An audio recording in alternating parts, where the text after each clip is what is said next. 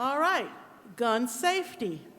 Ms. Breed, what is happening locally and statewide on gun safety legislation?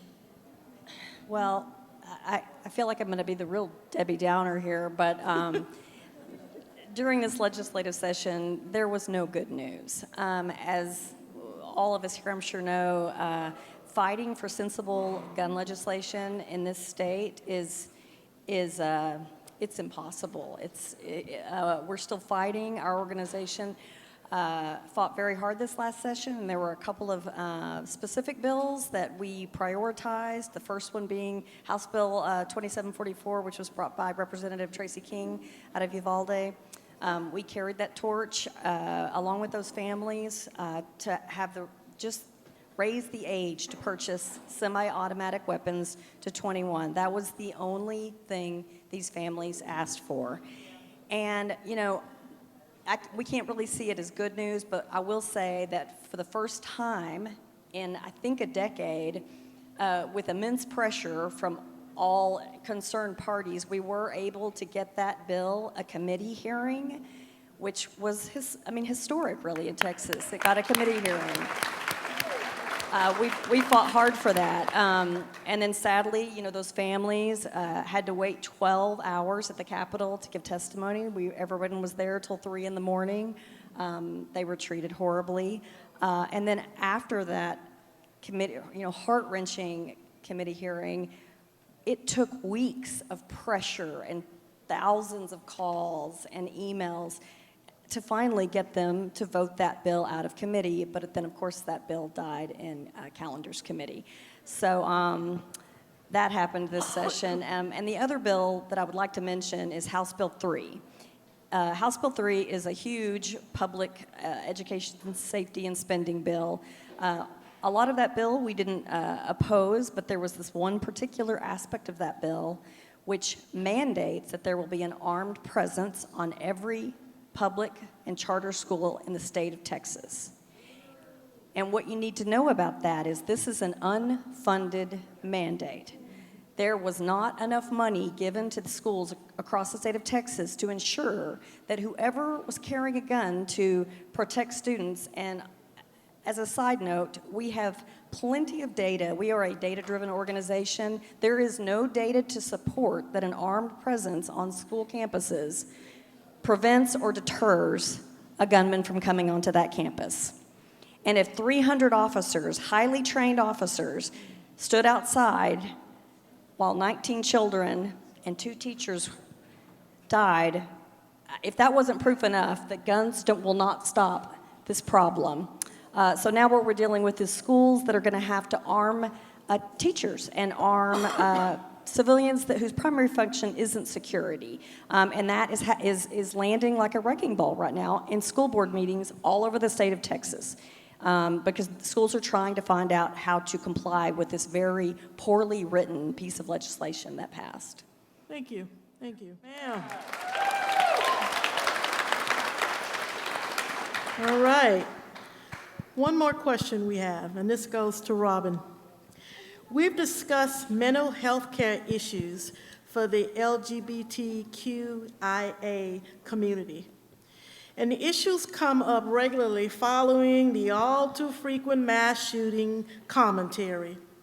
How does framing the gun safety issue as a lone wolf mental health issue affect our ability to deal with gun violence in a practical way?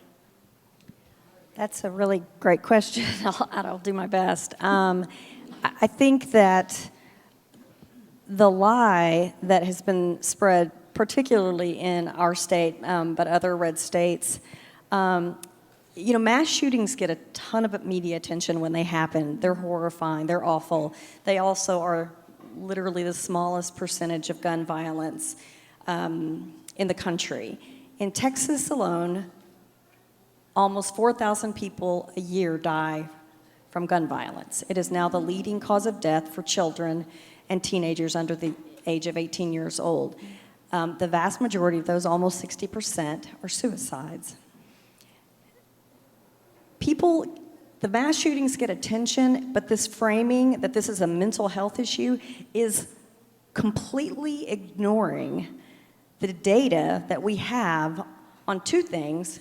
One, the mass proliferation of guns, particularly in our state, that has exploded in the past 10 years thanks to the gun lobby's efforts, and it's all about money. And the second thing is so sorry, I just totally lost my train of thought. Just the fact that Texas, for 2 decades at least, has been unraveling gun legislation.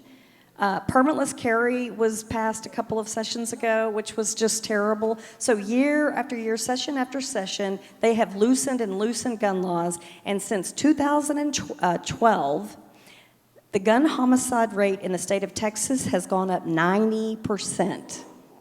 So while we're loosening gun laws and handing out anybody that wants them highly dangerous weapons, the gun violence and gun deaths are just stacking up. So the idea that somehow this is a mental health issue instead of making solutions to address the real problem, which is easy access to guns. That's it. It's the guns. And until we can get lawmakers to actually work on this issue right now, the Republican lawmakers are unwilling to even have a conversation about any sensible gun legislation. There was a bill filed this session to bring back or legalize again sawed-off shotguns. Thankfully, that failed, but this is what we're dealing with. We are dealing with a level of insanity that is just not looking at the actual problem, that is not looking at real solutions, that there is plenty of data out there that shows us how we can reduce gun deaths, suicides by gun. We know how to do this. Other states have been leaders in this area. So, when you vote, or when you talk to your family members that maybe aren't voting right, make sure you're pointing this out to them, that Texas wasn't always a leader in gun violence. We've always, there's this kind of idea, this myth that everybody, carries weapons in Texas, and that's just not true. Drive-by shootings have gone up. Every aspect and metric of gun violence in this state has continued to soar. And until we put in practical solutions to reduce at every point, this will continue to rise. And I just want to leave you, again, being a Debbie Downer here, this year alone, we're in our second week of school, and our organization is tracking, we have had 8 incidents so far, 8, of guns being brought onto campuses where no one was hurt. But in the first 2 weeks of school in the state of Texas, just that we know of, there are 8 incidents of students getting their hands on guns and bringing them to their school. So you all can do simple math. Those are just the ones we know of. We have a problem, and it's a gun problem. Thank you, ma'am. Thank you.